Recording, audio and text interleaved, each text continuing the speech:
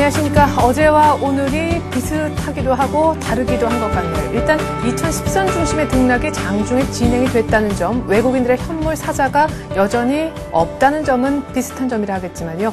오늘 약 한 2시 조금 못 되는 시각부터 기관이 결국 순매도로 전환을 하니까 코스피 2010선에서는 많이 멀어지는 모습입니다. 이 시각 현재 코스피는 2007포인트가량인데요. 어제 가장 낮았던 코스피 저점이 2003.58이었는데 좀 전에 찍은 저점이 2003.92. 아직까지 2000선에 대한 하향 테스트가 조금 더 진행될 것 같다는 느낌이 드는 대목이네요. 그런데 어제 우리 지수의 발목을 잡았던 것이 또 6천억 정도 매물화됐던 프로그램 매물이었는데 오늘 외국인들의 선물을 사면서 그것에 대한 부담은 일단 벗어나 있는 상태입니다. 하지만 개인들이 또한 심리가 위축돼서인지 쉽사리 저가 매수에 못 나서고 있는 상황인데 오늘 개인, 외국인, 기타 일단 순매매 집계로 봤을 때는 세 주체 모두가 유가증권 시장을 팔고 있다 이렇게 봐야겠습니다. 특별히 조선과 건설 쪽의 낙폭이 제법 크게 나오는 상황인데요. 여러분들 종목 괜찮으신지요? 스피드 종목 상담 코너 안내부터 드리겠습니다. 013-3366-0110번 무료 문자로 참여하실 수가 있는 쪽이고요. 나는 오늘 꼭 종목 상담을 받아야 되겠다 하시는 분들, 마음 급하신 분들은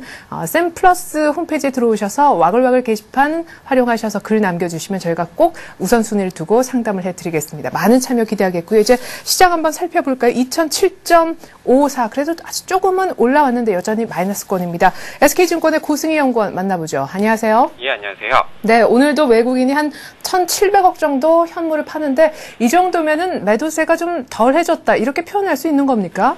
예, 일단 외국인 매도세는 이제 둔화될 것으로 판단을 하고 있습니다.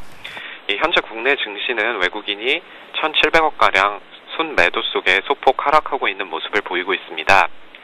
전일 발표된 중국의 소비자 물가지수가 예상치를 하회한 4.9%를 보이면서 중국의 인플레이션 우려가 완화된 모습인데요. 중국의 1월 식품 소비자 물가가 10.3% 상승하며 상승세가 확대되고 있고 오늘은 하락하였지만 국제 곡물 가격이 상승세를 유지하고 있다는 점에서 이머징 국가의 인플레이션 우려는 앞으로도 간헐적으로 시장에 영향을 미칠 것으로 판단합니다. 그러나 외국인의 매도세는 완화될 것으로 전망하는데요. 그 이유는 국내 기업 이익 사이클이 하락 반전했거나 우리나라 증시의 밸류에이션이 과도한 것에 따른 추세적인 매도가 아닌 중국 긴축 우려와 차익 실현의 성격으로 판단을 하고 있고요. 현재의 주가와 환율 레벨에서는 추가적으로 외국인이 매도할 요인이 많지 않기 때문에 외국인의 매도세는 완화될 전망입니다. 업종별로 살펴보면 비철, 금속, 기계가 강세를 나타내고 있는 반면 조선, 건설 등은 약세를 나타내고 있습니다. 네. 자, 외국인들의 매도세는 완화될 것이다. 하지만 인플레에 대한 우려가 쉽사리 진정될 것 같지는 않은데요. 우리 고승희 연구원님께서는 인플레이션 환경에서 매출액 상승세가 눈여겨보여지는 그런 업종을 좀 주목하자 이런 의견이시라면서요. 예, 이번 증시 조정은 국제 원자재 가격 상승에 따른 원자재 가격에 민감한 중국 등 이머징 국가의 인플레이션 우려라고 판단을 하고 있는데요. 이러한 환경 속에서 인플레이션 환경 속에서 수익을 낼 수 있는 업종에 관심이 필요한 시점이라고 생각을 하고 있습니다. 인플레이션 환경에서 가장 중요한 것은 기업의 매출 확대인데요. 연초 대비 12개월 예상 매출액 증가율이 상승한 업종은 현재 반도체, 에너지, 화학입니다. 특히 반도체의 경우 외국인의 수급 상태도 양호한 상태고요. 이들 업종에 대한 관심이 필요하다고 생각을 하고 있습니다. 이와 더불어서 삼성, LG 등 대기업 투자가 본격화됨에 따라 코스닥 IT 부품주에도 관심이 필요하다고 생각이 되는데요. 지난주 외국인의 코스피 대규모 매도세에도 불구하고 오히려 코스닥 지수는 매수를 하였고요. 코스닥 IT 부품주 주가 역시 양호한 모습을 보여주고 있기 때문에 이들 업종에도 주목을 해야 한다고 생각을 하고 있습니다. 예, 그렇군요. 자, 지금 코스피, 코스닥 지수를 보더라도 일단 코스닥이 훨씬 더 견주하게 버틴다라는 느낌이 드는데요. 그럼 말씀하셨던 코스닥 IT주들 오늘 마감 전에 사도 괜찮은 겁니까? 마감 전략 세워주십시오. 예, 일단은 코스피 부품주 같은 경우에는 기술적으로는 상당히 부담이 있는 상황입니다. 그렇다고 해서 여기서 저가 매수세를 기다리기보다는 일정 부분 분할 매수해서 들어가는 것은 괜찮다고 보고 있습니다. 예, 외국인은 오늘도 1,700억가량 순매도를 보이고 있는데요. 이러한 외국인의 매도세는 센티멘트를 악화시켜서 당분간 지수의 변동성은 상당히 큰 박스권 장세가 이어질 것으로 전망을 하고 있습니다. 따라서 지수 전체를 보면은 공격적인 주식 매수보다는요, 보수적인 관점에서 조정 시 저가 분할 매수 하시는 전략이 바람직하고요. 업종별로 종목을 슬림화하는 전략이 바람직하다고 생각하고 있습니다. 관심을 가지고 있는 업종은 앞서 말씀드린 연초 대비 12개월 예상 매출액 증가율이 상승하고 있는 반도체, 에너지, 화학이고요. 이와 더불어서 삼성, LG 등 대기업 투자가 본격화되고 있는 코스닥 IT 부품주에 관심을 가질 필요가 있다고 생각합니다. 네, IT에 대해서 코스피 내에 있는 종목들, 조금 작은 종목들에 대한 얘기도 나눠봤었는데, 아까 에너지 화학도 지금 계속 좋다고 얘기를 하시니까요. 오늘 SK 이노베이션, SOL, 호남 석유 이런 종목들, 한화케미칼까지 한 2 내지 4% 정도 조정을 딱 보이는 것 같은데, 오늘 매수해도 됩니까? 전반적으로 좀 팔짱을 끼는 분위기인데요. 오늘 꼭 잡아야 되는지요? 예, 굳이 오늘 꼭 잡기보다는요. 일단 지수가 2000포인트 지지가 되는지 그 확인 테스트를 여부를 확인하고 보수적인 투자자라면 그때 진입을 하셔도 될 것 같고요. 2011년 전체를 보시는 장기적인 투자자 입장에서는 지금 저가 분할 매수를 하셔도 괜찮은 구간이라고 판단을 하고 있습니다. 예, 자, 내가 단기로 투자한다라고 하면 일단 코스피 2000 지지되는지 보고 사자 이런 얘기셨습니다. SK증권 고승희 연구원의 분석 들어봤습니다. 고맙습니다. 예, 감사합니다.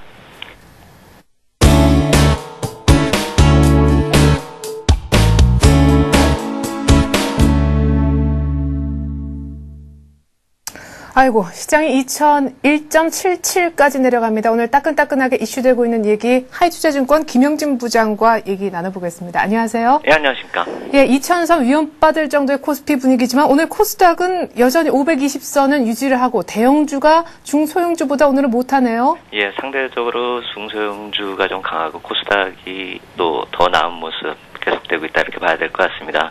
오늘 지금 보면 0.4% 정도 코스피가 내리고 있는데 대형주가 그거보다 더 많이 내리죠. 0.6% 정도 내리고요. 중형주가 조금 강보합 정도, 소형주도 강보합 정도. 거기에 비하면 코스닥 시장은 0.3% 오르는 그런 모습이 좀 상대적으로 많이 강하다 이렇게 봐야 될 것 같습니다. 거래소 내에서 따져볼 때 이 자본금으로 따져보면은 사실 수익률 차이가 별로 그렇게 크다 이렇게 볼 수는 없겠고 거래소하고 코스닥의 비교 논리다 이렇게 봐야 될 것 같습니다.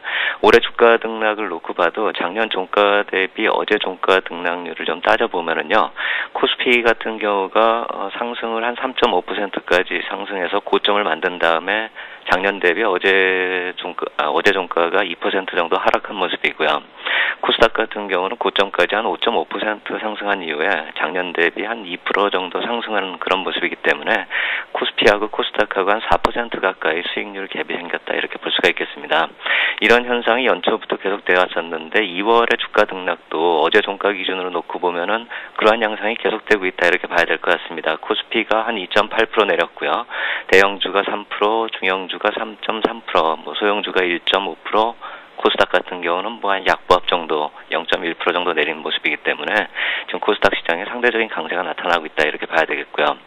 등락률로 이렇게 따져보면은 코스닥 시장이 오를 때 좀 크게 오르고 내릴 때는 좀 적게 내리는 상대적으로 좀 상방에 대한 탄력이 강한 상황이다 이렇게 봐야 되고요. 연초에 나타났던 모습이 2월 조정 기간 지금 현재에도 그러한 모습이 지속되고 있다 이렇게 봐야 되겠습니다. 예. 근데요, 매년 1월 효과 우리가 얘기도 했었던 것 같은데, 결국 지금 많은 IT 부품주들이 보면 1, 2월에 바짝 시세를 내는 그런 국면이거든요. 단순히 어떤 계절성 때문에 오르고 있는 건 아닐런지요? 계절성도 어느 정도 있다 이렇게 봐야 될 것 같습니다. 그 2007년 이후의 흐름을 표로 한번 만들어서 이렇게 살펴보면은요, 그런 현상들이 종종 나타나고 있다 이렇게 봐야 될 것 같습니다. 연초에 중소형주나 코스닥 시장이 좀 강한 모습이 나타나고 있다 이렇게 봐야 될 텐데요. 2009년 이후를 좀 이렇게 따져보면은 2007년 이후를 따져보고 2009년 이후의 모습 상승 추세로 돌아선 이후의 모습을 좀 살펴보면은요. 저 붉은색으로 나타난 선이 코스피 200이고 녹색 선이 코스피 종합지수고요. 푸른색 선이 소형주고 갈색 선 코스닥 지수인데 좀 장기적으로 놓고 보면은 좀 구분이 잘 안 가죠. 하지만 각 연도의 그 연초를 보면은 소형주하고 코스닥 지수가 좀 더 강하게 탄력을 갖는 그런 모습을 찾아볼 수가 있는데요. 2009년 이후에 코스피 200 지수가 상당히 좀 강했었죠. 종합지수보다 더 높은 상승률을 기록하면서 지수를 끌어올렸다 이렇게 봐야 될 텐데 올해 들어서는 약간 좀 다른 상황이 좀 급락하는 저 빨간 선이 급락하는 모습을 찾아볼 수가 있죠. 거기에 비하면 코스닥 저 갈색선 아래에 있는 갈색선은 뭐 오름세 속에서 조정세 보이고 있다 이렇게 봐야 될 테고요. 뭐 중소형주를 볼 때 저 코스피 시장 내에서 중소형주하고 코스피 200하고의 흐름은 약간 좀 각도상의 차이가 있지만 코스닥 시장만큼 강한 모습은 아니다 이렇게 봐야 되겠습니다. 올해뿐만이 아니라 매년 초에 저 수익률 갭을 줄이는 모습이 나타났었고요. 상반기에 지속되는 그런 모습이 나타났어도 특히 1분기엔 좀 강하게 나타났었고요. 하지만 이제 길게 보면 하반기까지 지속되지는 못하는 모습도 우리가 찾아볼 수 있는데 그렇기 때문에 이 중소형주 쪽으로 가는 그 모습이 중장기적으로 지속할 수 있는 그런 전략이다 이렇게 보긴 좀 힘들어 보이고요. 올해 양상을 엄밀히 따져보면은요, 이 지수상으로만 본다면은 이 탄력적인 상승이 이 업종 간의 그 자본금 간의 이 차이점보다도 거래소하고 코스닥 쪽의 차이점이다 이런 식으로 좀 해석을 할 필요 있어 보이고요. 절대 수치로 봐오면은 맨 아래선의 저 코스닥 지수가 2009년 5월보다도 지금 낮은 상태죠. 그 당시 코스피 지수가 얼마였냐면 1,400포인트대였습니다. 결국 이 계절적 요인도 있겠지만 그동안에 상승하지 못하고 거의 2년 동안 머물러 있었던 그 시세에서 수익률 갭을 줄이는 모습도 나타날 수 있는 상황이 지금 현재 코스닥 시장의 모습이다 이렇게 볼 수 있겠습니다. 네, 그럼 중장기 시각을 일단 접어두고요. 단기적으로 지금 중소형주 투자가 유효한지 이걸 좀 여쭤보고 싶은데 지금 오늘 같은 경우에도요. IT 일부 부품주들은 신고가를 내고 있습니다. 여느 그 어떤 대형주 부럽지 않은 장이 펼쳐지고 있잖아요. 작년까지는 이 유동성 장세가 진행되면서 중소형주가 상대적으로 약세를 보였는데 이제부터는 실적 장세로 넘어가는 그 과정이겠죠. 그렇다면 실적이 뒷받침되는 중소형주의 강세는 어느 정도 펀더멘탈적으로도 타당하다 이렇게 볼 수가 있겠고요. 또 자본금이 큰 기업이 경제 회복 초기에 좀 수혜가 크고 좀 자본금이 적은 기업이나 그 확산되는 과정에서 이 코스닥 시장의 종목들이 좀 수혜성 재료가 나올 수 있다는 점, 대기업이 투자하는 그런 이유 때문에 오르는 코스닥 종목들도 또 많죠.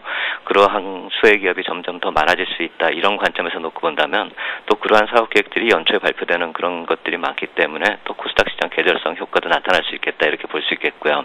그렇다면 이제 그러한 과정 속에서 이 부진하셨던 실적 개선이 상대적으로 커질 수 있다는 점, 이 점 역시 펀더멘탈 요인으로도 어느 정도 설득력이 있다. 이렇게 볼 수가 있겠고요.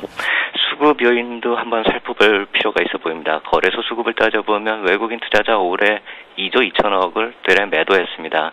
2월 달에 워낙에 많이 매도했기 때문에 올해 수급 자체가 외국인 쪽에서는 매도로 잡히는 것이고요.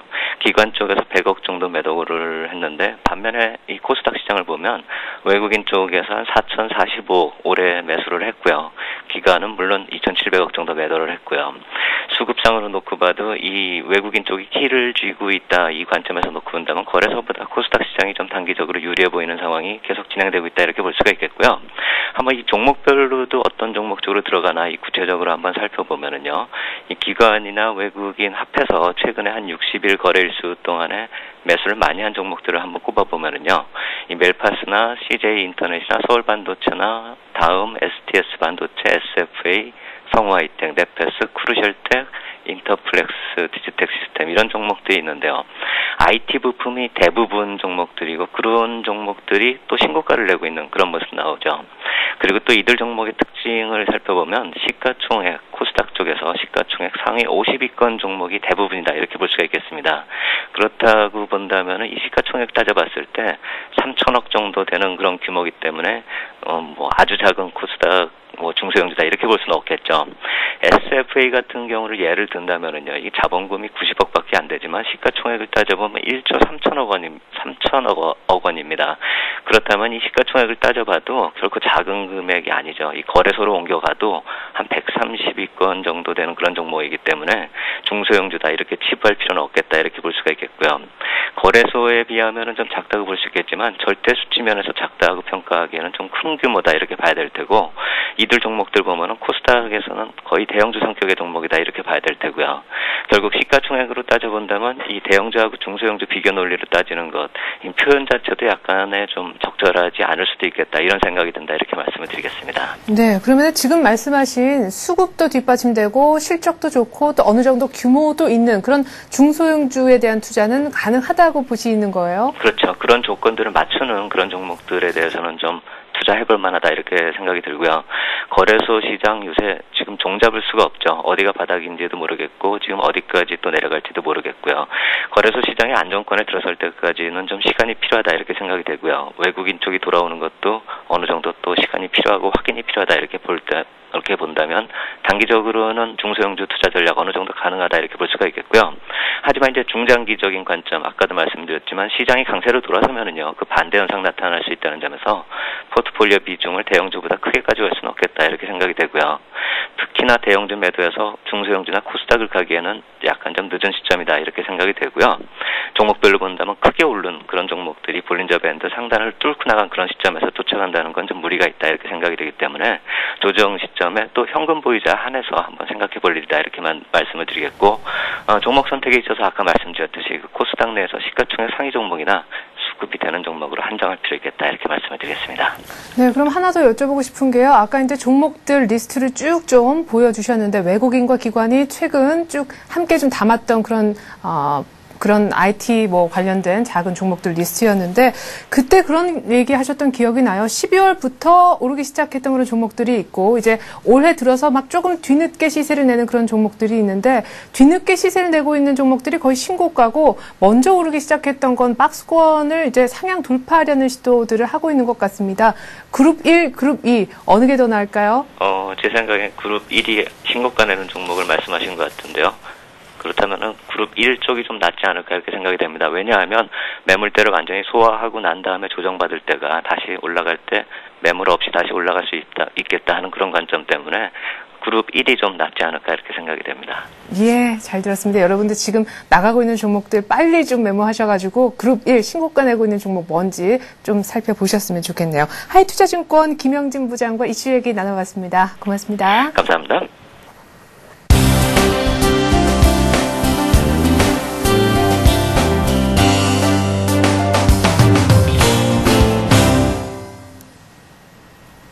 네, 잠시 후에 스피드 종목 상담 코너 들어갑니다. 013-3366-0110번 이쪽으로 무료 문자를 보내주셔도 좋겠고요. 하지만 우선순위를 저희가 두고 상담해드리는 쪽이 있죠. 바로 센플러스 홈페이지에 들어오셔서 와글와글 게시판에 종목 상담 요청 글을 남겨주시는 겁니다. 최대한 상세하게 종목 정보 담아주시면 좋겠네요. 10여 분 정도 후에 종목 상담 들어가니까 지금부터 참여하시면 좋겠습니다. 자, 코스피는 2000이 깨졌습니다. 1996.56까지 내려왔고 아직까지 회복을 못하고 있는데요. 마감 전략 세워보겠습니다. 동양증권으로 가서 최일종 팀장 연결해보죠. 안녕하세요. 네, 안녕하십니까. 네, 2000포인트 붕괴 물론 요 며칠 전에도 있었기 때문에 아주 그렇게 낯선 풍경은 아닙니다만 재차 무너진다는 것이 어째 좀 불안합니다. 개인들도 이제 더 이상 좀 조심조심하는 그런 분위기인데요. 어떤 전략 세워야 맞습니까? 네, 그렇습니다. 오후 들어서 특히 2시 넘어서 들면서 이제 상당히 외국인들의 선물 매도세가 좀 가파르게 진행이 되고 있습니다. 지금 현재 외국인들의 선물 순매수 규모가 이제 2,500계약이 지금 돼 있습니다만은 오전까지만 하더라도 4,000계약 정도가 됐었죠. 오후 들면서 이제 적극적으로 외국인들의 이 현물 선물 매수세를 좀 줄이면서요. 어느 정도 이 현물 쪽에서의 매도 이러한 규모를 갖다 계속해서 늘리는 그런 모습을 보여주고 있습니다. 흐름 자체는 이제 외국인들이 1,700억 현물 순매도를 지금 하고 있습니다만은 핵심 대형주들 건설업이라든가 운수장비, 전기전자와 화학업종 쪽으로 이제 순매도가 좀 확대되는 그러한 모습을 보여주고 있고요. 여기다가 이제 기관 쪽도 이 오전까지는 이제 순매수를 유지를 하고 있다가 이 오들면서 지금 매도가 지금 나오고 있는데 특히 이제 투신 쪽에서 나온 걸로 이렇게 보시면 될 것 같고요. 국가단체 쪽에서 오늘 2,500억 이상 현물 순매수를 지금 해주는 부분, 이러한 부분이 어느 정도 견조한 부분이다 이렇게 보시면 될 것 같은데 전략적으로 봤을 때는 2,000선의 지지 여부 이러한 부분에 있어서는 크게 의미는 없겠다 이렇게 보시면 될 것 같습니다. 어차피 1950에서 2070포인트까지의 박스권 흐름이 예상이 된 그런 상황이고 흐름 자체로 보더라도 이제 전체적인 모멘텀이 없는 상황이기 때문에 단순하게 이제 횡보 국면 이런 쪽으로 좀 해석을 해보는 게 좀 어떨까 이렇게 이제 판단을 해볼 수 있을 것 같습니다. 따라서 전략적인 부분은 이제 대형주 쪽이 되겠죠. 지수 관련 대형주 쪽으로의 접근 전략은 이미 조금 더디다 이렇게 보시면 될 것 같고 중소형주라든가 아니면은 아니면은 이제 대형주 쪽에서라도 외국인들이 적극적으로 매수를 하는 연속 순매수를 하거나 적극적으로 매수를 하는 종목에 있어서는 빠르게 이렇게 매매를 하는 그런 이제 단기 전략이 좋을 것 같다라는 판단입니다. 오늘 강세를 보이고 있는 종목들을 살펴보더라도 이런 부분이 좀 나타나고 있는데요. 대체적으로 대형주 쪽에서 이제 외국인들의 순매수가 잡혀 있는 종목들은 대부분 플러스권의 지수 대비 견조한 그런 흐름을 보이고 있다라는 것이 하나의 힌트라면은 힌트다 이렇게 보시면 될 것 같습니다. 전체적으로 봤을 때는 뭐 일희일비하는 그러한 모습을 보여주고 있습니다. 우리나라의 밸류에이션보다는 수급적인 부분이 상당히 좀 중요한 부분이기 때문에 그런 부분을 생각한다 이러면은 향후 시장의 전략 이런 부분도 단기 매매 전략에 의한 하나의 그 치고 빠지는 그러한 전략에다가 코스닥 테마 종목이라든가 중소형주 이런 쪽으로 조금 보수적으로 접근하는 것이 좋을 것 같고요. 흐름 자체는 이 주워 담는 밸류에이션 자체가 좀 싸지는 그러한 이제 상황이기 때문에 이 종목들, 이 유망 종목들 같은 경우는 이제 분할 매수 쪽으로 접근하시는 것도 괜찮겠다라는 판단입니다. 네, 일단 2,000포인트 무너진 거에 대해서는 지수가 한동안 좀 횡보할 것 같으니까 큰 의미는 두지 말자 이런 얘기하셨는데 아까 그럼에도 불구하고 수급이 좀 살아있는 쪽은 여전히 그런 종목들은 가는 모습이 나타난다 하셨는데 지금 수급이 괜찮은 종목들은 어떤 종목들을 염두에 두고 하신 얘기예요? 네, 그렇습니다. 오늘 외국인들 수급을 보게 되면은 한 3종목에 집중돼서 이렇게 매수를 하고 있습니다. 네. 핵심적으로 지금 하나금융지주를 상당히 많이 사고 있죠. 거기다가 이제 삼성물산이라든가 삼성생명, 삼성 SDI 쪽으로 이제 집중적으로 매수를 하는데 삼성물산과 삼성 SDI 같은 경우는 이제 외국인들의 매수가 집중이 되면서 지수 대비 지금 굉장히 좀 상승을 좀 하고 있는 그런 모습입니다. 한 2%대의 상승 흐름을 보여주고 있는 부분이고 그리고 이제 기관들 같은 경우도 이제 마찬가지 모습을 보여주고 있는데요. 골고루 사고는 있습니다만은 이제 특히 많이 사는 쪽이 LG전자 쪽과 이제 삼성 SDI, 삼성생명, KB금융 쪽이 되겠습니다. 그래서 이러한 종목들 같은 경우는 플러스권을 지금 계속해서 유지하고 있다라는 측면에서 외국인들과 기관들이 직접적으로 매수를 하는 쪽, 이러한 쪽으로는 우리가 계속해서 관심을 가져야 된다라고 정리를 해볼 수 있을 것 같습니다. 예. 자, 그러면 이제 이미 담겨져 있는 최일종 팀장님의 포트폴리오 종목들 보면서 추가적인 의견 한번 들어보도록 하겠습니다. 어떤 종목들이 있는지 먼저 확인부터 해보죠.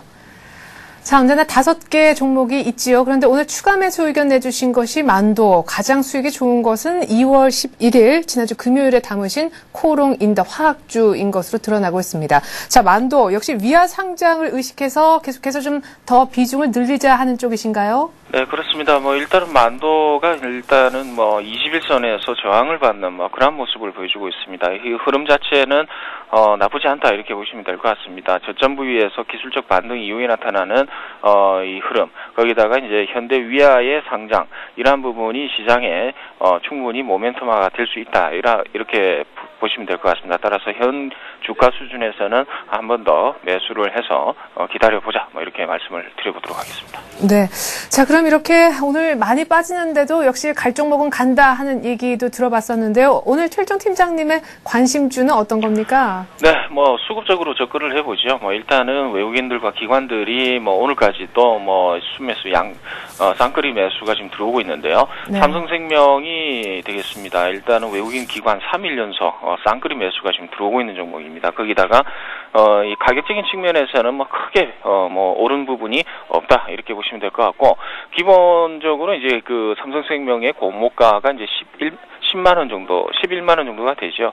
그런 부분을 생각한다 이러면은 현재 수준은 공모가 수준이다 이렇게 보시면 될 것 같습니다. 그동안 물량 부담 이런 부분 때문에 이제 그 적극적으로 상승하는 모습이 안 나타났던 부분인데 당사의 모멘텀이라고 할 수 있는 부분이 이제 양호한 실적이다 이렇게 보시면 될 것 같습니다. 이 실적이 좋은 종목들도 상당히 많습니다만은 특히 이 종목에 대해서 실적 부분을 갖다 강조를 할 수 있는 부분이 최근에 이제 손보사들의 실적 개선 이러한 부분에 의해서 상당히 좀 많이 탄력을 받으면서 올라왔던 부분이 있다 이렇게 보시면 될 것 같은데 그 부분에 있어서 이제 같은 이제 보험회사지만은 이제 생보사와 이제 손보사는 좀 틀린 부분이 있다 이렇게 보시면 될 것 같습니다. 손보사들이 강하게 탄력을 받으면서 상승을 할 때 실적이 양호한 이제 손보사 이 생보사들 같은 경우는 탄력을 못 받았다라는 측면이 현재로서는 좀 부각이 된다 이렇게 보시면 될 것 같습니다. 그래서 현재 주가 수준 뭐 1,500원 플러스에 뭐 1.4% 올라와 있는 상황입니다만은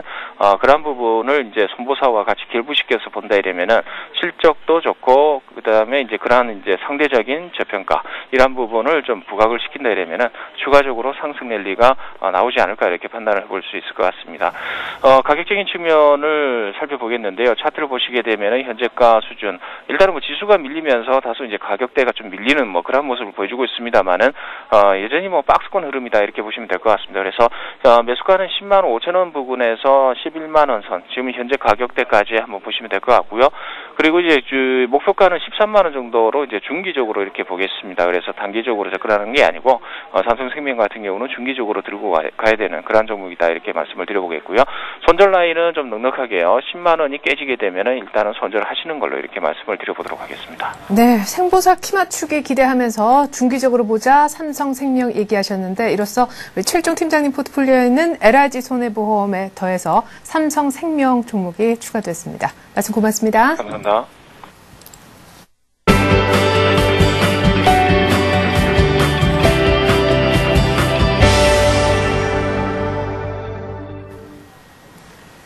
네, 이 시각 2시 한 25분 정도고요. 이번 주부터 저희가 마감을 약 한 30여 분 정도 남겨두고 아침 방송 마켓앤 샌딩시에서 전문가가 제시했던 종목들 AS를 해드리고 있죠. 역시 전투개미 남상덕 전문가님 바빠 보이시는데 연결해 볼까요? 안녕하세요. 네, 안녕하십니까? 네, 2000포인트 밑이에요. 1994까지 내려왔습니다. 이제는 1990 지지는 되려나 싶은데 마감 전략 어떻게 보십니까? 오늘 코스닥 중소형주 의견들이 많았어요.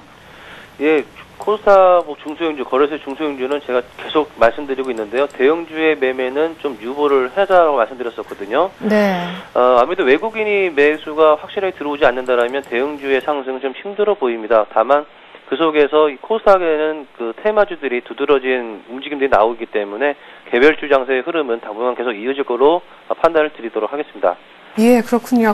자, 근데 오늘 아침에 보니까요, 퍼스텍이라는 테마주를 또 하나 추가를 해서 집어 넣으셨던데, 오늘 아침 무슨 인도네시아의 전투기인가, 뭐 항공기인가 또 우리가 수출하게 됐다 그래서 테마로 엮인 종목인데요. 급등으로 출발했는데 지금 상승폭이 많이 줄었습니다. AS 부탁드릴게요. 네, 퍼스텍은 오늘 이제 그 훈련기거든요. T50이라고 해서 그 훈련기를 납품하는 부분들이 좀 진행이 좀 순조롭게 진행이 되고 있다라는 재료 때문에 급등 출발한 다음에 좀 밀리고 있는 그런 모습이거든요. 워낙에 그 테마 자체가 좀 등락이 있는 종목이고요. 다만 제가 이 매수의 단가는 뭐 3,000에서 2,900원으로 잡아드렸기 때문에 뭐 지금 뭐 분할 매수 구간 계속 진행을 하시면 될 것 같습니다. 제가 보는 관점은 단기 어떤 그 재료 때문에가 아니고요. 재료만 본다라면 이번에 재료 말고도 여러 가지 재료가 내포되어 있는 뭐 종목이고 그 다음에 실적이 턴어라운드가 되고 있는 상황이기 때문에 뭐 앞으로 이 긴 박스 그러니까 2,900원에서 2,400원까지의 긴 박스 대략 6개월 동안의 박스였거든요. 이 박스권을 지금 상향 돌파하면서 강세가 나왔기 때문에 오늘은 뭐 장상황도 크게 밀리는 상황이다 보니까 매물이 나올 수 있지만 이 매물들이 그동안 물려있던 매물들이 소화가 되면 또 한 번의 어떤 단기 어떤 강세가 나올 것으로 보이기 때문에요. 그대로 매수하는 전략, 지금도 매수하는 구간이니까요. 매수 전략 그대로 유지하시고 목표가 제시해드린 대로 3,400원 그대로 제시해드리도록 하겠습니다. 네, 그러면 손절가 다시 한 번만 좀 짚어주시겠어요? 네, 손절매 가격은 1년 동안 이동평균선이 자리 잡아 있는 2,800원을 잡아드렸거든요. 예. 2,800원 뭐 손절매 한다라면 그제 한 5% 정도의 리스크가 있을 것 같은데 그 정도까지는 밀릴 것 같지는 않습니다. 그리고 매수 단가를 감안해 본다라면 분할 매수만 잘 하신다라면 충분히 좀 공략을 해볼 수 있을 것으로 판단드리도록 하겠습니다. 예, 그렇군요. 자, 그렇다면 다른 종목에 대한 의견 어떤지 전반적으로 포트폴리오 종목들 다 한 번씩 의견을 들어봤으면 좋겠습니다. 보유 의견이 아니라면요. 추가적인 설명도 좀 요청을 드려야 될 것 같은데 일단 화면부터 보시죠. 자, 3위 갖기 셀바이오텍, 아토, 연희정보통신, 고영, 그리고 좀 전에 오늘 아침 처음으로 편입된 퍼스텍까지 무려 6개 종목이 들어있는 포트폴리오입니다. 그런데 제외 얘기가 눈에 쏙 들어오는군요. 아토, 며칠 전에 급등했던 종목인데 왜 빼자고 하시는 거예요? 예, 아토 같은 경우에는 뭐 짧은 단기 스윙 관점에서 접근을 했거든요. 뭐 매수한 다음에 당일 상승이 있었고 어저께 좀 쉬었고 그다음에 오늘 또 올라가는 분위기. 그래서 제시됐던 목표가 1,200원을 돌파하는 그런 모습이 나와줬습니다. 아토 같은 경우에는 뭐 장중에 1,400원인가요? 올라가는 그런 모습이었는데 목표가를 상향하는 그런 움직임이 나왔기 때문에요. 고가가 1,400원 맞네요. 그래서 목표가 도달했기 때문에 대부분 이제 그 매수를 했다라면 5%에서 6% 정도 수익입니다. 그래서 1박 2일 코스로 일단 수익을 냈으니까 아토는 목표가 도달로 인해서 제외를 했습니다. 예, 그래요. 자, 아토 아주 짧게 1,200원까지 보셨는데 오늘 장중에 14,000원까지 갔기 때문에 목표가 달성해서 포트에서 제외한다는 얘기하셨습니다. 자, 그럼 다른 종목들은 그대로 보유 의견을 주시는 걸로 알겠고요. 신규 종목은 그럼 없습니까? 네, 오늘은 장이 워낙에 오후장 들어서 좀 밀려 내려오고 있는 모습이기 때문에요. 네. 한두 번 정도 쉬는 게 좋지 않겠는가 생각이 되어지고요. 그래서 신규 종목은 오늘은 없도록 하겠고요. 내일 아침 방송에서 한번 말씀을 드리도록 하겠습니다. 반면에 지금 뭐 연희정보통신이라든가 고용 같은 종목은 6%, 5%의 수익이 나오고 있거든요. 장이 많이 밀려 내려온 상황이긴 합니다만은 수익 나고 있는 부분에서는 또 수익 내고 싶어하는 그 심리가 나타날 수 있는데 뭐 수익 잘 지키시고요. 홀딩 좀 유지하시고 그 이외의 종목군들도 3일각기 셀바이오텍은 아직 매수 권한에 있습니다. 그러니까 많이 오르지도 못하고 많이 빠지도 않는 매수 권한에 있으니까 차분하게 저 매매 전략대로 대응을 해주시면 될 것 같습니다. 네, 자 지금 화면 보고 계시듯이 자 이익을 이미 달성한 목표 수익률을 달성한 아토가 빠진 그래서 다시 현금이 절반으로 채워진 이런 남상독 전문가의 포트폴리오를 보고 계십니다. 3위각기 퍼스텍, 셀바이오텍, 연희정보통신, 고영 각각 10%로 채워져 있는 그런 포트가 되겠네요. 자, 이렇게 오늘 말씀드린 종목 하나 있죠. 이 퍼스텍에 대한 또 AS, 다른 종목들 AS는 내일 아침 마켓앤 센 증시 프로그램에서 계속되고요. 저희도 오후 마감 바로 직전에 이 포트폴리오 점검을 계속해서 이어갈 테니까 여러분들 관심 많이 부탁드리겠습니다. 이상 전투개미 남상덕 전문가와 함께 해봤습니다. 고맙습니다. 네, 감사합니다.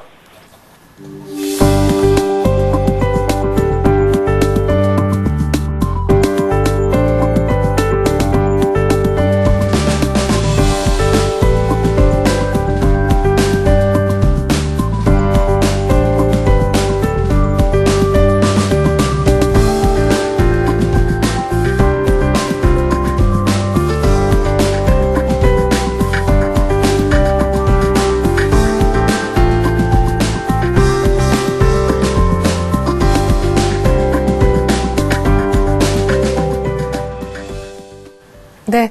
자, 이제는 뭐 코스닥까지 끌고 내려오네요. 520선에 간당간당. 코스피는 1996.98을 가리키고 있습니다. 지금부터 종목 상담 들어갈 텐데요. 013-3366-0110번 돈이 들지 않는 문자를 보내주시면 됩니다. 이쪽 번호로요. 종목 상담 요청하시는 분의 또 다른 루트가 하나 더 있죠. 인터넷 센 플러스라는 홈페이지에 들어오셔가지고 와글와글 게시판에 요청하시는 종목 상담 요청 글 남겨주시면 이쪽을 우선적으로 저희가 상담을 해드리겠습니다. 오늘 종목 상담 풀어주실 두 분 소개해드릴게요. 동행종금증권 골드센터 영업부에 계시는 정윤성 PB 그리고 밸류25의 심기원 전문가 나와주셨습니다. 안녕하십니까? 안녕하십니까? 네. 자, 앞서서 뭐 이런 얘기 들어봤습니다. 2,000포인트 깨져도 어차피 박스권에 2,000 한 중간쯤에 위치해 있기 때문에 2,000포인트 깨진 거 별로 그렇게 큰 의미는 없다는 얘기와 더불어서 대형주는 외국인들이 파는 장에서 조금 힘들 수 있다. 이제 짧게라도 중소형주 아니냐 이런 의견들이 많았는데요. 예. 우선은 뭐 중소형주에 대한 얘기는 거의 뭐 2달 전부터 계속 있었죠. 예. 2달 전에는 어떤 이유에서였냐. 대형주 위주로 끌고 가다 보니까 중소형주가 저평가가 돼 있다는 이유 때문에 네, 못 갔다. 못 갔다라는 이유를 또 붙였고 또 지금같이 또 대형주들 외국인의 수급이 안 따라주기 때문에 중소형주가 간다. 라는 그런 이제 이유에서 그렇게 추천을 하고 있는데 그렇게 뭐 시장 상황 자체가 뭐 대형주다 중소형주다 그렇게 나눌 그런 이분법적인 논리가 통하는 장이라고 생각하지는 않고요. 저 같은 경우에는 중소형 중에서도 지금 거시경제 쪽에 맞는 그런 중소형주, 대형주 중에서도 외국인들이 분명히 사는 종목들이 있습니다. 그런 종목들. 항상 어떤 시장이라든지 A 아니니까 B다. 그런 논리는 맞진 않고요. 한 가지 맞는 논리는 있죠. 저평가돼 있고 앞으로 턴어라운드가 강하게 될 수 있는 종목들이 무엇일까? 그런 종목들을 찾아야 될 필요성이 있지 않나. 그것이 이제 주식시장에서 끊임없는 그런 숙제가 아닌가 싶습니다. 예, 굉장히 말을 좀 원론적으로 끌고 가셨는데, 그러니까 결국 저평가 턴어라운드 할 종목은 그게 대형주든 중소형주든 간에 갈 수밖에 없다. 뭐 이런 얘기신데, 그러니까 지금 장에서 싸그리 대형주는 좀 어렵고 중소형주는 갈 수 있다. 이거는 좀 아니라고 보시는 거예요? 예, 물론입니다. 뭐 중소형주 2달 전부터 계속 얘기 나왔었죠. 하지만 안 가는 것들도 계속 안 가고, 물론 그 IT 부품업체 중심으로 해서 그런 강력한 단기 순이익이 급격히 올라가면 당연히 그 주가의 PER은 낮아질 수밖에 없습니다. 그러면 주가는 당연히 올라가겠죠. 그런 전제 조건이 갖춰진 그런 중소형주 위주로 보시길 바라겠습니다. 예, 그럼 이따가 그 중소형주 공개되는 겁니까? 중소형주는 오늘 뭐 상담을 하다가 제가 뭐 틈이 나면 말씀드리겠고요. 네. 오늘은 뭐 한 중형주 중에서 제가 한 가지 말씀드리겠습니다. 예, 알겠습니다. 자, 심준 전문가께서는 이 왔다 갔다 하는 대화 속에 어떤 생각을 하셨는지 궁금한데, 그럼 역으로 이렇게 여쭤볼게요. 급락했던 대형주가 올라오는 게 빠르겠습니까? 아니면 좀 많이 못 갔던 그런 중소형주가 지금 가는 게 수익률 게임이 더 좋겠습니까? 단기적으로 본다면 당연히 이 낙폭이 과대했던 그 코스피 위주의 대형주가 빠르게 올라올 것으로 보고 있습니다. 네. 며칠 전에 그 저번 주 이제 급락 이후에 월요일장 상당히 반등을 하면서 대형주들이 상당히 강한 모습을 보였는데, 역시나 아직은 강세장 속에서의 그런 과열권이라고 말하기 좀 어렵습니다. 그렇기 때문에 대형주가 더욱더 갈 수 있다라고 말씀을 드리고 싶고, 오늘 같은 경우에는 조금 다른 게 이제 음식료품이나 섬유의복 그리고 전기가스, 약간의 경기 방어주 같은 이런 성격들의 그런 업황들이 상당히 강한 모습을 보이고 있기 때문에 어느 정도의 그런 조정 장세는 이어질 수 있는 시점이 아닌가라고 말씀을 드리지만은, 말씀드렸듯이 낙폭 과대, 특히 화학이라든가 자동차, IT주들의 그런 대형 우량주들이 낙폭 과대가 보인다면은 단기 트레이드 관점에서 상당히 유효한 시점이라고 말씀드리겠습니다. 네. 역시 화학, IT, 자동차는 단기 낙폭 과대된 대형주들 사서 반등까지 노리는 거 가능하다라고 하셨는데, 단기라면 전문가들이 얘기하는 단기는 과연 얼마를 얘기하는 거예요? 우선 뭐 투자자 입장에서 단기라고 말씀드리면은 한 일주일 이내에 어느 정도의 그 단기 상승폭을 키울 수 있는 거라고 말씀을 드리고 싶고, 이런 종목들은 만약에 뭐 일주일 안으로 수익권을 못 넣는다 하더라도 중장기적인 관점에서는 충분히 수익이 2, 3개월 안에는 날 수 있다라고 말씀드리겠습니다. 네.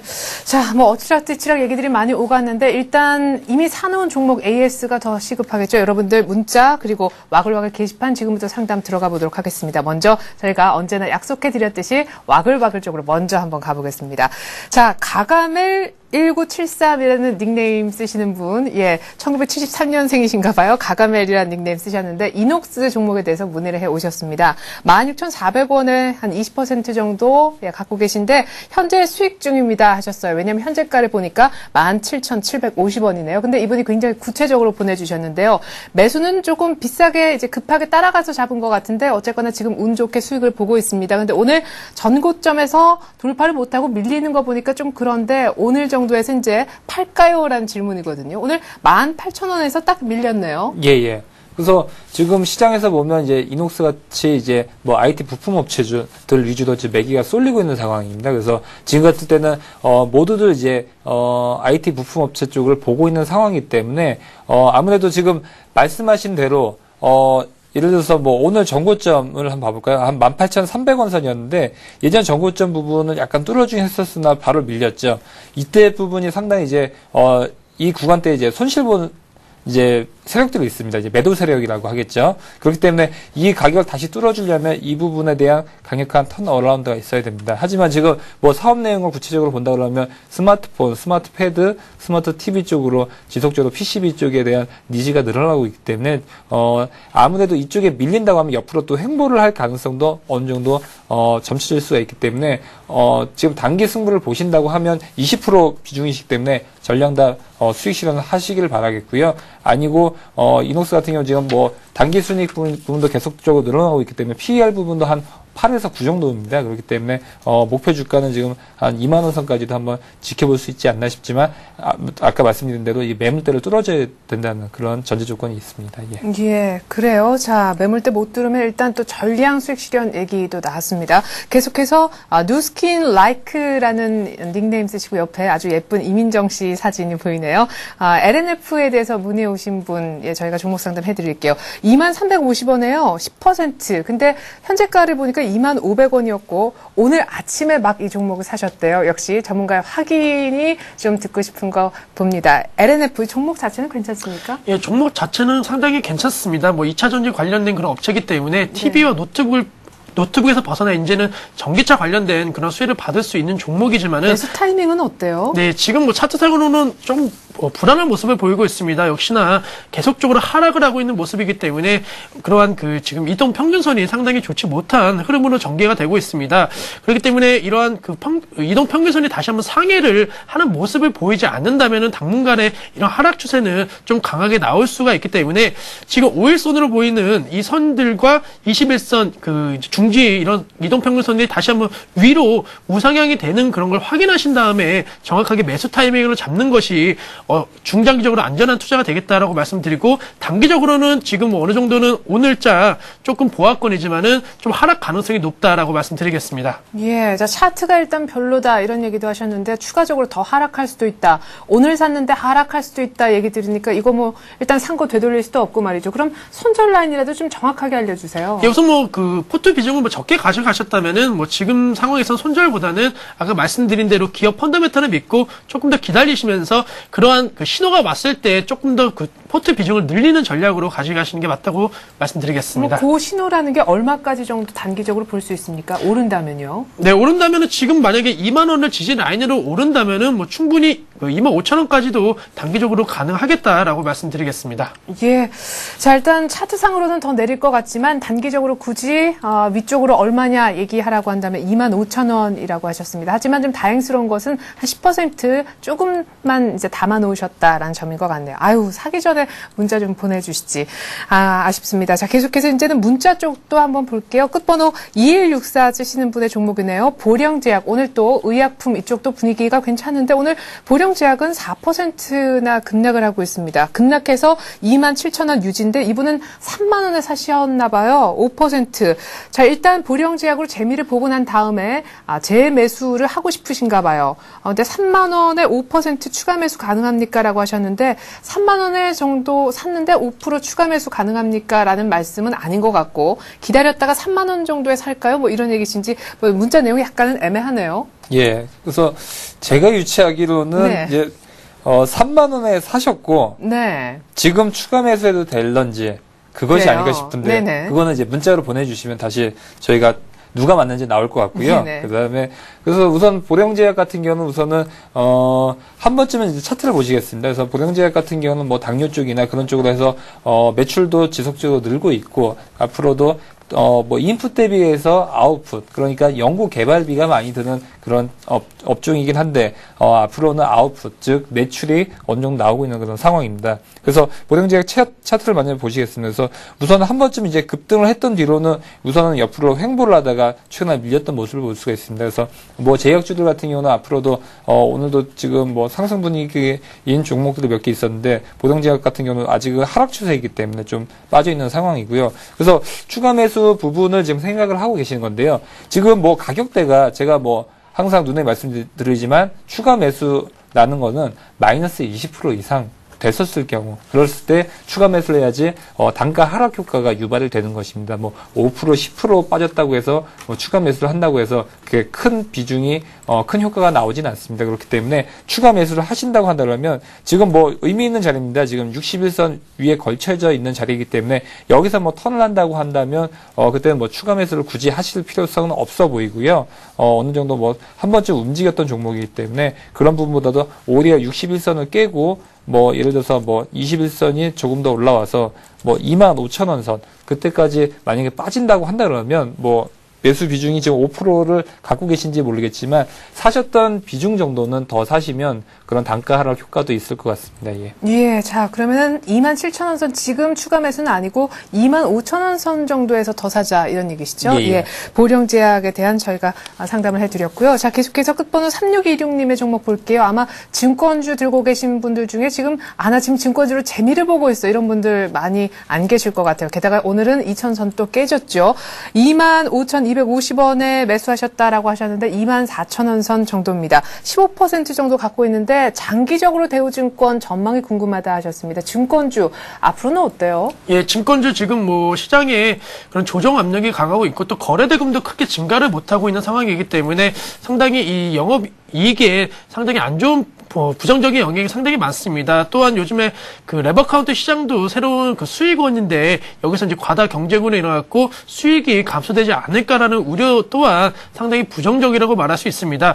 외국인들의 매도세가 어느 정도 계속적으로 나오고 시장이 만약에 조정적으로 들어간다면은 이 증권주의 주가도 상당히 악영향을 미칠 것이라고 전망이 되고 있지만은 시장은 뭐 지금은 조정권이지만은 장기적으로 봤을 때는 상승 추세입니다. 그렇기 때문에 시장이 다시 한번 반등을 일으킨다면은 충분히 증권주의 반등이 가장 빠르게 일어날 수가 있고 그 중에서 이 대우증권의 그런 주가는 가장 빠르게 민감하게 작용을 할 수 있다라고 말씀을 드리면서 지금 관점에서는 조금 더 관망하시면서 어느 정도 바닥권을 형성하는지를 보신 다음에 이런 바닥권이 형성이 되고 시장 상황이 좋아진다면은 그때 다시 한번 추가 매수를 하셔갖고 평균 단가를 낮춰갖고 좀 더 극대화된 수익을 창출하실 수 있다 말씀드리겠습니다. 네, 자 계속해서 이제 대한항공 종목을 좀 봐야 될 것 같은데요. 와글와글 게시판으로 다시 제가 올라왔습니다. 더 리치 99라는 닉네임 쓰신 분, 저는 자꾸 왜 뒤에 숫자가 생년 그 연도로 생각이 될까요? 어쨌든 대한항공을 들고 계신 것 같은데 오늘 아시아나하고 언젠가부터 차트 모양이 좀 많이 다른 대한항공입니다. 대한항공 오늘 현재가는 71,500원인데 이분 매수가는 7만 원.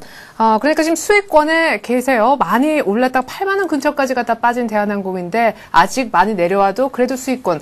근데 비중이 40%십니다. 매도를 좀 할까요? 이렇게 물어보셨네요. 예, 대한항공 같은 경우는 우선 뭐 실적 부분은 최대치를 계속 뛰어넘고 있는 상황이고, 제가 근무하는 데가 이제 명동인데 그쪽에 가보면 한국 사람보다 이제 일본 사람, 중국 사람 더 많습니다. 그렇게 뭐 이제 해외여행 아니면 비행기 쪽으로 다니는 그런 여행객 수요는 계속 늘 거라는 거는 뭐 기정사실화가 돼 있지만 지금 거시 경제가 안 좋죠. 지금 뭐 유가라든지 그런 부분에 대한 부담감이 될 수가 있기 때문에 매출은 오르되 영업이익이라든지 단기 순이익 부분이 안 좋아질 수가 있습니다. 그렇기 때문에 대한항공 같은 경우 지금 사셨던 가격대인데 매수 비중을 30%까지 줄이시기를 바라겠습니다. 우선은 그래서 지금 뭐 사셨던 가격대에 비슷한 것 같은데 우선 10%는 줄이셔서 매수 비중 30%를 갖고 가시겠고 대한항공 같은 경우는 우선 단기적으로는 박스권을 그리지 않을까 싶습니다. 그래서 지속적으로 뭐 매출 쪽은 좋아지고 있는데 그 이제 마진 쪽 부분이 한번 지켜봐야 될 수 있는 부분이기 때문에 그런 시간적인 여유를 가지려면 30% 갖고 계시겠고요. 그 다음에 지속적으로 본다 그러면 뭐 대한항공 같은 경우 박스권을 그린다고 하더라도 나쁜 상황에서 박스권 상단에서 약간 미친 10% 정도 미친 한 8만 원 선까지 한번 지켜보시길 바라겠습니다. 예, 자 8만 원까지 대한항공 지켜보자는 얘기가 나왔습니다. 일단은 지금 뭐 매도하는 타이밍은 아닌 것 같고요. 자 계속해서 와글와글 좀 더 봐야겠네요. 참여가 좀 많으신데 화이트캐슬 777 쓰시는 분이 후성 오늘 4,700원에 매수했다가 물렸습니다. 이렇게 우는 표정 막 하셨고 30%나 들어갔는데 너무 많이 쓴 듯합니다. 불안하네요.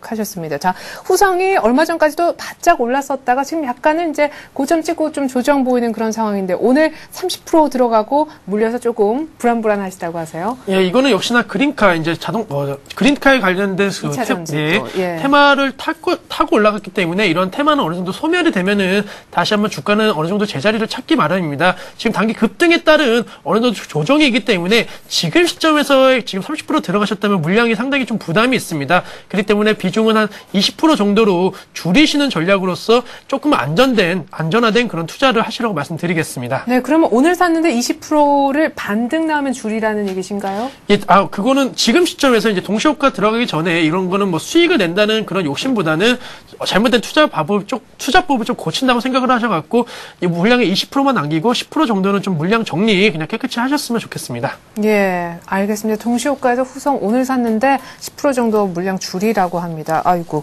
자, 이제 정윤성 PB부터 오늘의 관심주 얘기를 들어보죠. 아까 뭐 중형주를 들고 나오셨다고 하는데 뭡니까? 예, 오늘 관심 종목 효성입니다. 그래서 효성 같은 경우는 거시경제적인 측면에서 보면 지금 면화 가격이 급등을 하고 있는 모습입니다. 그래서 면화 가격의 대체 쪽, 그 다음에 폴리에스테르나 그런 쪽으로 해서 지속적인 관심을 받을 필요성이 있습니다. 거기다가 지능기업 얘기 좀 해주세요. 예, 그리고 지능기업 이제 워크아웃 부분이 이제 진행이 되고 지금 뭐 솔로몬 쪽에 대한 그런 차입금 부분은 어느 정도는 이제 차입이 됐기 때문에 그런 부분은 일단락된 부분으로 볼 수가 있습니다. 하지만 그래서 지금 뭐 지능기업 부분은 그런 쪽에서 우선은 차츰차츰 넘어가야 될 부분이 있고 효성 측면에서 본다면 어느 정도 그런 차입금 부분은 모두 다 노출이 된 상황입니다. 노출이 됐다는 것은 그만큼 주가의 하락은 반영이 됐기 때문에 지금 폭발적인 이제 매출 부분이 앞으로 나온다고 하면 저평가 메리트는 더욱더 늘어날 것으로 볼 수가 있기 때문에 이랬을 경우에는 회사는 좋아지고 있고 외부적인 요인으로 주가가 빠졌다. 매수 타이밍으로 볼 수가 있겠죠. 그렇기 때문에 이럴 때는 뭐 저점 매수 가능해를 보고 있고 차트를 보시면 뭐 우선 밑에 쪽에서 저점 매수 가능해 보입니다. 예, 그럼 이상입니다. 얼마까지 볼 수 있어요? 이 얘기가 중요한 것이요. 예. 지금 사실 신규로 용기 있게 들어가는 분보다 이미 샀는데 빠져서 넋놓고 쳐다보시는 분들이 많으실 거거든요. 예.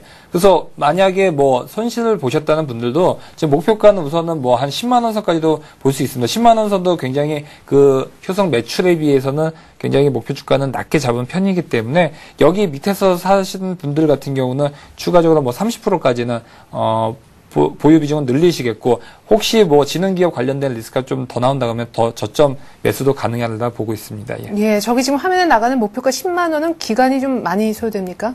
10만 원 정도. 우선은 뭐 단기 낙폭을 많이 받았기 때문에 뭐 단기적으로 뭐 본다면 뭐 한 3달 이내도 가능하리라 보고 있습니다. 아유, 예. NC소프트 급락했던 거 잡아서 수익을 보셨던 분의 얘기였습니다. 효성, 예, 얘기를 했습니다. 자, 그러면은, 오늘 어메이징 추천 종목인 효성까지 얘기를 한번 들어봤는데요. 우리 심규현 전문가의 또 언빌리버블한 얘기 한번 들어보죠. 오늘 종목은 아시아나 항공이라면서요? 네, 우선은 뭐 지금 시장은 그 1등주보다 약간 2등주에 조금 관심을 더욱더 쏟는 그런 시장입니다. 삼성전자보다도 역시 하이닉스의 주가가 최근에 급등을 한 것처럼 대한항공 주가보다도 아시아나 항공 주가가 더욱더 상승세를 보이고 있는데 아시아나 같은 경우에는 역시 그 항공업에 대해서 말씀을 드리자면은 역시 여행객들이 이제 앞으로 여름 성수기나 이런 거 다가오기 때문에 더욱더 많이 증가가 될 것이고 아시아나항공 개별적으로 본다면은 재무적인 리스크 때문에 상당히 주가 흐름도 좋지 못하였지만은 이제는 어느 정도 이런 재무 리스크를 탈피를 하는 그런 시점이기 때문에 주가 상승도 굉장히 탄력적으로 갈 수 있다라고 말씀드리면서 목표가는 중장기적으로는 한 15,000원까지는 무난하게 사상 최고가를 경신할 수 있는 종목이다라고 말씀드리면서 손절가는 10,000원 라인 제시해드리겠습니다. 예, 아시아나 항공 그리고 오늘 효성이 오늘 전문가의 관심주였는데 와글와글 게시판에 또 글 올려주신 어메이징 분 추천 종목 어떤 거 있을까요? 일단 오늘 전문가들은 아시아나 항공과 효성을 얘기를 하셨습니다. 두 분 전문가와는 이쯤에서 인사드릴게요. 말씀 고맙습니다. 감사합니다. 네, 외국인들이 돌아오지 않는 자리, 그 누구도 다른 주체들이 덜 사면 곧바로 지수는 빠지게 마련이죠. 오늘 1990선 종가상 지지 못할 수도 있을 것 같습니다. 지난주 금요일 생각이 번뜩 드는데 1970선 얘기는 또 안 나왔으면 좋겠네요. 일단 장 끝나고 2부로 다시 인사드리겠습니다. 고맙습니다.